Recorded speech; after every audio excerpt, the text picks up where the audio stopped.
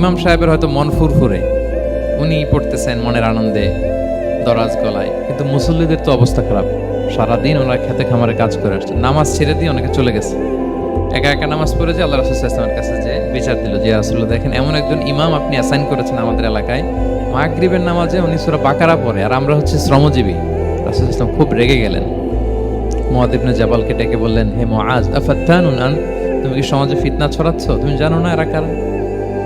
তোমার কি সূরা ওয়াদ-দুহা ওয়াল-লাইলি ইযা সাজা মুখস্থ নাই? তোমার কি ওয়াশ-শামসি ওয়া-দুহাহা এটা মুখস্থ নাই? তোমার কি সাব্বিহ ইসমা রাব্বিকাল আ'লা এই সূরাগুলো তোমার জানা নাই?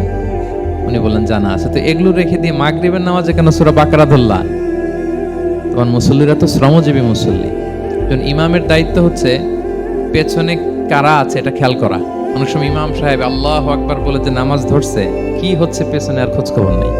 আল্লাহর হাবিব সাল্লাল্লাহু আলাইহি ওয়াসাল্লাম কিন্তু এমন ইমাম ছিলেন না, উনি অত্যন্ত বিবেকবোধ সম্পন্ন একজন ইমাম ছিলেন। একবার পেছনে এক বাচ্চার কান্না শুনে উনি নামাজ ছোট করে দিয়েছেন। সবাই বললেন, ইয়া রাসূলুল্লাহ, এত ছোট নামাজ তো কখনো পড়তে দেখি না।